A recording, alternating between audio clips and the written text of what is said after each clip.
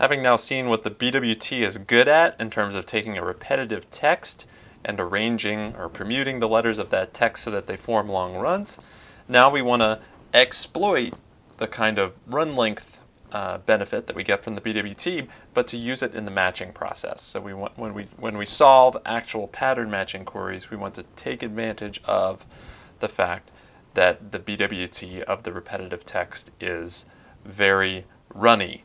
It consists of a relatively small number of relatively long runs, like we saw in this row, row, row your boat example. And specifically, we're trying to get to the bottom of what we mean by this table here. This table is laying out what are the time and space bounds required for various important full-text index queries. We're going to cover locate queries later, so let me gray that out. And today, instead, we're going to focus on these count queries, and in particular, why is it possible for us to do count queries in something like big O of R space and big O of M time, where R is the number of BWT runs and M is the length of the query. And in fact, the approaches that we discuss here for how to achieve these bounds, they're equally applicable whether we're talking about this earlier result or the most recent result. We're going to talk about some approaches that just in general are able to achieve big O of R space, big O of M time for count queries. I'll have some, caveats to add about these bounds toward the end of this lecture, but these bounds are basically what we're after in our discussion today. Okay, so how do we do this?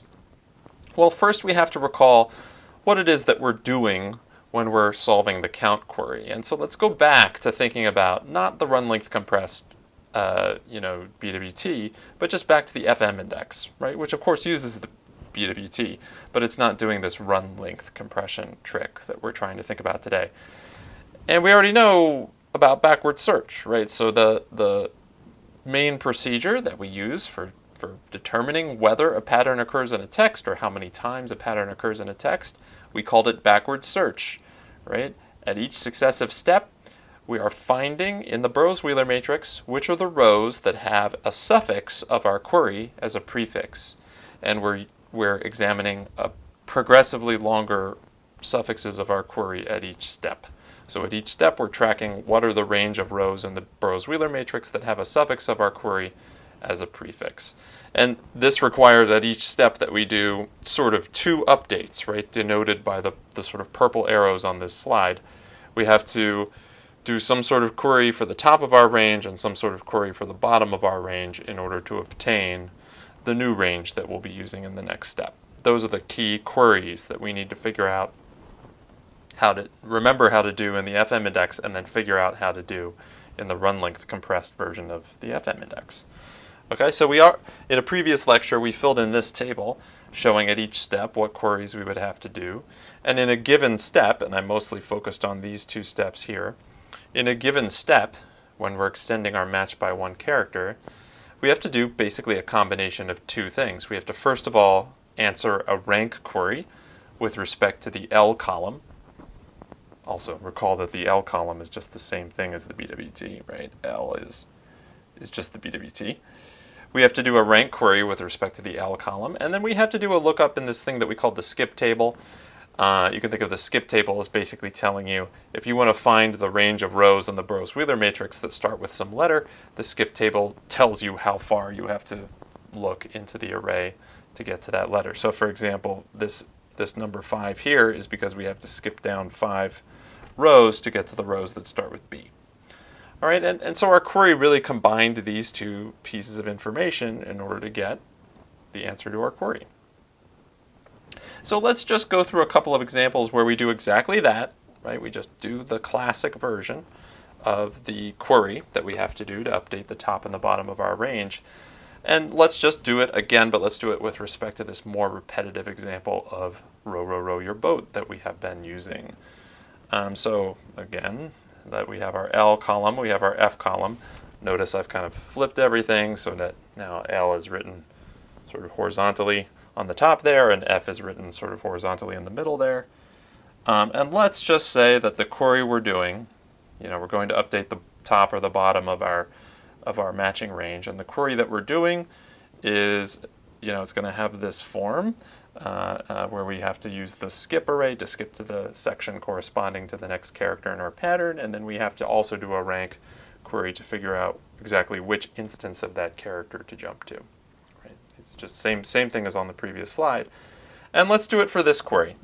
So let's say our query is, we're doing this query at row I for character C, or offset I in character C. So let's say the offset's 35 and the character C is O. And here's offset 35 right here with respect to L. Okay, so if we wanted to do that query using our usual strategy, then the first thing we would do would be that rank query with respect to L. So we would do L.rank subscript O, for the letter O, at 35. In other words, let's count how many O's there are up to but not including offset 35. Okay, and we look in here and there's 3 of them, right? 3. So the answer to that query is 3. And so that's one piece of information we'll use to satisfy the query. And then the other piece is we have to do a lookup in our skip table for O, right? So here's our skip table. I've put a little annotation underneath each entry, right? So 0 is the number of characters less than $, etc. 49 is the number of characters less than U, etc. So we want to look up the entry for O, which is right here.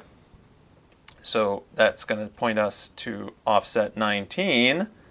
In other words, offset 19 is the offset of the first O in the first column. Okay? So those are the 2 pieces of information we get from those 2 queries, and of course what we have to do is just combine them, right? So if we want to get to the O section and we want to get to the O of rank 3 in the O section, then we have to add together the O section offset and then the rank offset, and we get 22, and that's going to point us to 19, 20, 21, 22. I guess this O right here. Done. Right, so that's just, we already knew how to do this. I'm just showing it with respect to a repetitive example. And I just want to do it again with respect to another repetitive example, but for a slightly different version of the query. It's ever so slightly harder because this version of the query, I don't know about harder, but it's different because this version of the query happens to be asking about the character that happens to be present at the offset. This will pose a little bit of a different kind of challenge when we get to the run length version of the query. But again, let's just do another version of this query. We of course start the same way, L.rank subscript R, offset 28. So let's see, let's count the R's. 1, 2, 3, 4, 5, 6. So it looks like 6 is my answer. And we want to do a lookup in our skip array for R. That's 34. Okay, so we've got our 6, we've got our 34. That 34 is pointing us basically here to the beginning of the R section. Okay, so we're going to do 34 plus 6 equals 40. And that's referring to 35, 36, 37, 38, 39, 40. It's referring to this R right here. Okay. All right, there we go. So we just went through 2 sort of reminders. This is what that query is really doing. This is the query that we need to somehow run lengthify with respect to L. Okay. In the classic way of doing this query, we need a data structure because we need to be able to do that rank query efficiently. And that rank query is with respect to L. So what we would probably do, or at least a reasonable thing to do, would be to build a balanced wavelet tree over L. A balanced wavelet tree is going to require big O of n times log sigma bits, n being the number of characters in L, sigma being the alphabet size, because remember the balanced wavelet tree is going to have to keep splitting the alphabet until we get to singleton letters, and so the number of levels that that balanced tree will have will be bounded by log of sigma. Okay. What we would of course like, what we would much rather have, is we want to get rid especially of that. That n is not what we want because we know that the text is repetitive, and even though n is the amount of sequence, we think that the amount of non-redundant sequence, which we would approximate using R, we think that the amount of non-redundant sequence is much less than n. So we would much rather see an R here instead of an n. So our ultimate goal is to attack that linear dependence on n. We want to replace it to instead be a linear dependence on r, and maybe some minor functions of n here and there. Maybe we'll tolerate some log n, some log n, something like that in our bounds, as long as we get rid of that linear dependence on n and replace it with a linear dependence on r. That's our goal. So let's go through the idea for how to actually accomplish this. Okay, and we have to start with L, because we have to replace L with something. L is too big and complicated. It's got n characters in it, right? And yet we know that it's compressible because it consists of these long runs. So we need to replace L with something else instead. C, by the way, our skip table, we're going to keep that. So let's just keep C. Let's put that in our pockets. We'll keep using C. But L, we got to do something about it. It's too big. So let's say we take L and instead we turn it into another form. And I'm going to suggest the following form. So first of all, let's take all the runs of L. And here I've got L recreated, right? This is just L again. But I've grayed out almost all the letters. I've left in blue the first letter in each run. So the first letter in each run is in blue. And now imagine a bit vector that's parallel to this, where the bit vector marks each of the blue letters with a 1, and everywhere else it has a 0. So there's our bit vector. We'll call that B. And this is going to be one piece of our data structure for representing L in a more concise way. Okay, so what is B? B is a bit vector of length n that marks each of the beginnings of the runs with respect to L. You might be bothered at this point by the fact that B still is length n, and that's true. But we'll deal with the fact that B is length n a little bit later. It is length n, but on the other hand, it's very sparse, and so we can perhaps use that to our advantage so as not to really have a linear dependence on n. So just keep that in mind, but don't worry about it too much. Okay, so B is part of our data structure. Another part of our data structure, I'm just rewriting L with the run heads highlighted, this time in a kind of plum color. Our other data structure is going to be a string where we're just going to take those run heads marked in purple and we're going to concatenate them into a string, and we'll call that string S. So you can think of S as just, really is just the run length compressed L. Everywhere where L had a run, like if it had a run of a bunch of W's here, we just replaced it with a single W. So S, pretty clearly, does not have n characters. It has r characters, 1 per run. So I'm going to suggest that these are the basic components of the data structure we would like to use to answer the same sorts of queries that we need to answer count queries, but using this more concise representation of L. Okay, let's try it. Let's just sort of start out doing something like the query that we did before, but using these B and S data structures instead of the L data structure. So here's L. We can't use L, so let's replace L with B and S. Okay, and there's our same query as before. We want to know, the answer to our LFIC, we called it query, at offset 35 with character O. All right, well, one thing we can do, which is actually quite analogous to what we did before when we were doing it directly on L, is we can start with a rank query. And in particular, let's say that we're going to start with a rank, b.rank. Okay, let's think about the subscript for a moment. We can't do a rank sub O query, the letter O, this letter O. That doesn't make any sense because this isn't a string, right? This is a bit vector, so we can't really do a rank sub O query, but we can do a rank sub 1 query, and that'll still tell us something. It'll tell us something that we need. So let's do that. For sort of accounting reasons that I won't be dwelling on, I'm going to need to do a little +1 here. So I'm going to do the b.rank sub 1 at 35 plus 1. So in other words, I'd like to know how many ones there are up to, but not including offset 36, which is this one here. Okay, so how many ones are there? 1, 2, 3, 4, 5, 6, 7, 8, 9. Looks like it's 9. Equals 9. Okay, so we already have some information, right? The fact that we see 9 as the answer to that rank query tells us that the offset that we asked about, offset 35, is in the middle of the 9th run, right? If we were indexing beginning at 0, I guess it would be the run at the 8th, in some sense, the 8th run, right? If we start at run 0, run 1, run 2, run 3, this would be run 8. Okay, so we know which run we're asking about, which means we know which letter of S, we know which position of S corresponds to that run, right? Because if we are in, let's say, the 9th run, or the run that we would call run 8, if we use 0 base indexing, then that means we are at 0, 1, 2, 3, 4, 5, 6, 7, 8. We're at that U, aren't we? Right? So the particular offset that our query is asking about is within the run represented by that U.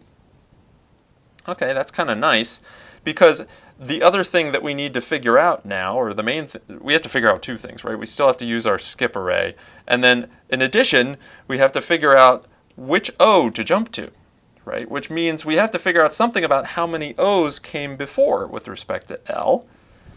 And so we need to do something like a rank query with respect to S.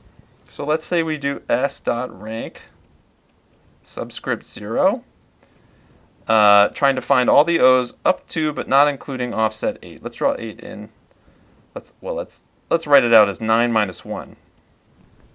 Right? That's the 0-based offset of the particular run that we're in. So this now is a rank subscript O, the letter O. We want to know the rank subscript O at up to but not including offset 8. So that would mean we have to count the O's in here, and we see 1. Right, so the answer to that rank query is 1. Okay, so let's put 1 here. And then that hopefully tells us something about the particular O that we want to jump to with respect to F, and then the other piece of information is that we need to use our skip array like we normally do, right? And that's going to tell us that O's at offset 19. Okay, so let's just stop and sort of look at where we are. We know that we have to jump to the O section, and we know that the O section starts at offset 19, and we know we have to skip over some O's, but we don't know how many. So we're kind of short on information here, because even though we know that this is an O, that's actually a run of O's. Right? It's not just one O, it's a run of O's. We need to know how many. We need to know how many O's there are so that we know exactly which O to jump to inside, this run right here. So we have some, but not all, of the answer that we're looking for. We know how to get to the O section, but we don't yet quite know how far to jump into the O section. We need a bit more information, which we'll get. We have to add a little bit to our data structure.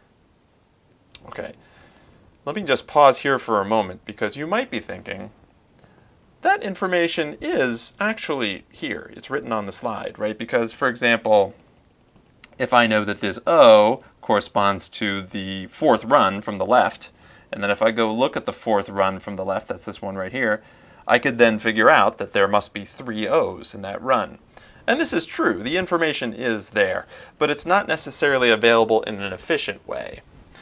My example is a little too simple to show this, but if my example had a bunch of O's over here to the left of the run that our query hit, if we had 7 or 8 or 9 or 100 O's over here, then it's true that for each of those O's we could go do maybe a select query or two with respect to S and figure out how many there are in each of those runs, but this becomes very inefficient. Okay, so we need another data structure to add to B and to S that helps us do this very efficiently. So here's the data structure I'm going to suggest we add. It's going to be called B prime. And B prime, as the name suggests, is a lot like B, except for that, so it's still a bit vector, and the parts of this bit vector, the sort of like 1 followed by some O's, those still correspond to runs, but instead of corresponding to the runs in the exact order in which they appear in L, we're going to take them alphabetically, right? So they're going to be first arranged alphabetically, and then within every alphabetical letter, they'll be arranged left to right with respect to L. So in this particular case, we're going to record this little run here first because it's alphabetically smallest, because it's the $ run. Then we're going to record these 3 runs of underscores because they're the next 3. And so we're going to sort of concatenate all these things together in order, sort of top to bottom, left to right, as you see here. So let's just put them all right there. And just imagine for a moment that we keep all these together in sort of a table, so that if you want to skip to the runs for a particular alphabet character, like O, it's easy for you to sort of like jump into this table that I'm going to call B prime, like I'll refer to, for example, B prime of W would refer to the bit vector stored here. Okay, so here's our new component of the data structure, B prime, and this is going to help us answer the part of the query that we were struggling with before. Okay, so let's go back to our query already in progress, right? We made progress here, and we decided that we were still a little confused about what to do next. And that's because we need to do some sort of query now with respect to this B prime bit vector to figure out how many O's there are in that preceding run of O's. Okay? So the way we figure that out is we've got our B prime bit vector here. We're going to do a select query. Select subscript 1, because we need to find how many O's there are in the first, the leftmost of all those runs. So we're going to do B prime of O dot select sub 1 of, we basically want to figure out how long this is. So we want our select query to take us to that one right there. So let's say we do it on 1. Right, the same corresponding to this one up here, right? There was one previous run of O's, so we want to do a select query to get us to the next one just past that one run of O's. So that's what we're doing here. The answer to that select query is going to be 3. Okay, which tells us that the number that we need to add to 19 to figure out the ultimate offset is 3. Okay? Now we have the answer. Now we have the answer. Using this run length compressed representation consisting of B and S and B prime, we now have the answer to this query. Okay, I actually said that we would have to do 2 queries, so let's now switch to the other query. So here's that second query, and again, the thing that's a little bit special about this query is that this run right here, the one that we're in the middle of, at offset 28, is actually a run of R's, so that's going to be important. But let's just start with the parts we already know. We always start with the B dot rank subscript 1 at, we're going to put in 28 plus 1. So how many 1s are there up to but not including this? 1, 2, 3, 4, 5, 6, 7, 8. 8. Which means that when we go to do our rank query with respect to S, subscript of this rank query is the letter R, we're going to do it at 8 minus 1. So how many R's are there up to but not including this 0, 1, 2, 3, 4, 5, 6, 7, up to but not including this R? Well, the answer is 1, because there's just one R over here. I don't have brown on my iPad, so I'm going to use orange for that. So 1 is the answer to that rank query. And then the third thing that we obviously know to do is to look up R in the skip array, which is going to point us to 34. All right, we know we're not done, because we saw in the last example that it's not enough to know that there is one run of R's prior. We also have to know how many R's are there in that run. So now we have to do our select query with respect to B prime. R dot select 1 at offset 1. We want to select in essence, the 1 of rank 1, right? So this one here. We want to know what's the offset of the 1 of rank 1. That's this one right here. 0, 1, 2, 3 is its offset. So the answer to that is 3. I'm going to use orange again. Okay, and are we done? In other words, can we just combine that 34 and that 3 to get our answer? Not quite. And the reason is because, again, the run that we are in the middle of with our query is also a run of ours. So we've counted the r's in the prior run of ours, but we haven't yet counted the r's that are in our current run. So in this particular example, I additionally need to ask basically how far into my current run am I? At offset 28, how far into my current run am I? And so I'm going to do one additional computation. For the interest of time, I'm just going to do the reveal here, which is I'm going to do a select query at offset 8. That's going to give me the offset of that 1 right there. And the difference between the two, the difference between the 28 that I started with and the offset 25, which is the offset of that 1 at the run head, that is the additional numbers of the additional number of r's that I have to skip when I go to make my skip into the r section. Right? So whereas we always thought previously that we were combining two things, the offset of the R section and then skipping into the R section, here skipping into the R section is kind of a two-part deal where we have to first of all skip over all the R's that are in prior runs of R's, and then we have to add on some additional R's that we have to skip from our current run of R's. But we can still do it, and all we really needed was to additionally have select available on our B bid vector. We just needed rank and select on our B bid vector. Okay, and we combine all these components, the offset of the R section, the number of R's we have to skip because of prior runs of R's, and then the number of R's we have to skip because of our current run. Whew. So that's the way that we do this fundamental count query, but with respect to this run length compressed representation consisting of B and S and B prime. We now need to ask ourselves some sort of budget questions, like how much time and space did we use here? So let's start just by writing down the query, right? So given that fundamental query that we called LFIC before, right? We called it LFIC, I being an offset, C being a character, right? This is that algorithm. This is pseudocode for that algorithm that we have to execute at each step when we're doing pattern matching with respect to the FM index, right? This is sort of like the update that we would have to do for the top of the range and the bottom of the range. So we'd have to do this twice, once for the top, once for the bottom. That's how we did it with the FM index. It just was a rank query with respect to L, a lookup in the skip array, add them together. That was all we were doing. In this version, in this sort of run length compressed version of the FM index, we needed to do more stuff.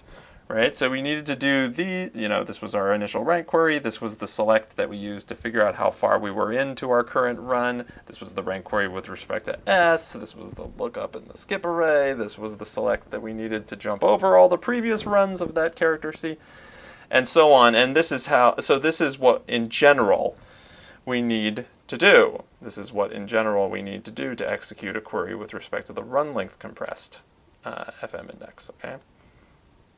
All right, so this term here, by the way, is for the case where the run that we're currently in is a run of the character C, which is the harder case. That's why I wrote out that case. Okay, so obviously there's sort of more work to be done when we're in the run length version of the world. And we need to think about what takes space. So let's just take a look at this and think about what takes space. Well, over here, we've got our wavelet tree, which satisfies that rank query. That takes space. This is also a wavelet tree. Let me use a color. Wavelet tree. That's also a wavelet tree, right? So those take space. We've got our skip array. We have that in both cases. That takes a little bit of space. And you know what else we have is we have obviously we've got our B prime and our B, right? So up here, I'll use a different color. We need the ability to do both rank and select on our B bid vector. Rank and select both. And we're going to think of this actually as a little bit more like a predecessor query in a moment. That's just sort of more general version of this query where we're doing both a rank and a select with respect to B. So if we sort of tally up what are all the things we need, well, we need our wavelet trees. Over here we need it with respect to L. Over here we need it with respect to the shorter string S that's run length compressed. Also, we need our whatever data structure is going to be used to satisfy these rank and select queries. I'll call it a predecessor data structure with respect to bit vector B. And then we need the ability to do select queries with respect to B prime. So we need to be able to do select on a bit vector. So our sort of classic way of handling these things was with some combination of wavelet trees, like balanced wavelet trees, and then also Jacobson's rank and Clark's select. In fact, even with the wavelet tree, we are behind the scenes using Jacobson's rank and Clark's select. But that strategy is not going to be so good here, right? Because we have these length n bit vectors. These are both length n. And Jacobson's rank and Clark's select takes little o of n additional space, but it still keeps the bits, right? So the n bits, they're not being replaced by little o of n bits. They're being augmented, right? The little o of n bits is additional bits. So that does not live up to our requirement that we need this thing to be not linearly dependent on n. We would be linearly dependent on n if we just naively used things like Jacobson's rank and Clark's select on these length n bit vectors, B and B prime. So we can't do that. We have to seek out some sort of alternative so that this isn't a straight up linear function of n. It's something else instead that's more directly dependent on R. So I'm going to go sort of reach back to something that we talked about in a previous lecture when we talked about the RSA queries, rank select access. And we were sort of working our way toward Jacobson's rank and Clark's select. But we were coming up with one alternative that seemed like a good alternative for how we could satisfy these queries if the bit vector was sparse. And in this case, we do have a sparse bit vector, right? B is sparse in the sense that even though the bit vector is length n, the number of ones in the bit vector is r. And so, and we expect for a repetitive input, we expect r to be less than n. So that's probably a sparse bit vector. So for sparse bit vectors, if we are later going to be asking rank sub 1 and select sub 1 queries, we came up with this idea that we said would work pretty well in this case, where instead of actually doing what we would normally do, which would be to store the bit vector b plus some additional data structures, we thought about what if we had the bit vector b, but we also had this vector on the right-hand side. This is now a vector of numbers that we called S1.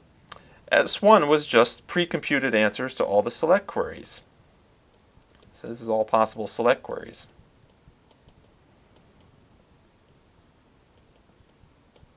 Right? All possible selects. So in other words, if we selected the one of rank 0, that's this one right here, it's at offset 2, 0, 1, 2. So we put the 2 there. Then this one's at offset 3, so we put the 3 there. This one's at offset 5, so we put 5 there. In other words, it's giving you the offsets of the set bits with respect to B. And we said, this is another way that we could imagine building a nice auxiliary data structure that helps us to answer rank and select queries with respect to B. For the rank query with respect to B, the way we would solve it would be to do binary search on S1. So in other words, if you wanted to know how many ones there were, let's say, up to but not including this one, so let me draw a line here, 0, 1, 2, 3, 4, 5, 6, 7, 8, 9. So that would be like a rank sub 1 at 9 query. We want to know how many ones are there up to but not including offset 9. Well, we would take 9 and do binary search on the S1 bit vector to figure out where would 9 go in this ordered list of numbers. And it would go right there. And that means it comes after these 4 elements, which means it's preceded by 4 ones. Okay? So we said that if we have these pre-computed answers in this sorted array S1, then we can answer rank queries using binary search. And we can also answer select queries. In fact, it's even easier, right? Because select queries are really just lookups in this table. This table is the answer to all the select queries.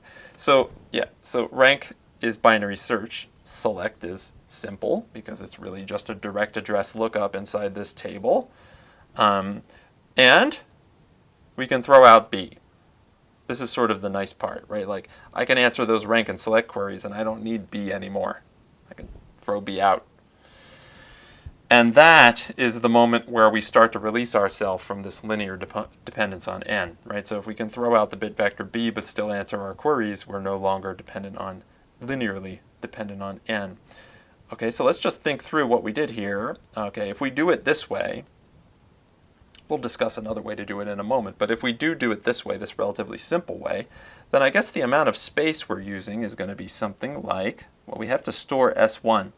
And so S1 has m entries in it, right? There are m set bits. So it has m entries in it, and each of them is going to be an offset with respect to b, so that's going to require log n bits. So the S1 bit vector is big O of m log n bits. Another way we could say that is that it's big O of m words. Big O of m words. Right, just assume that log n bits fits in a machine word. If we assume that log n bits fits in a machine word, then that's O of m words. On the time side, well, the rank query requires binary search on this length m bit vector, right? So let me just say rank sub 1 requires big O of log m time, right? Big O of log m because we have to do binary search on this sorted list with m items in it. Select sub 1, again, that's even easier. That's just constant time.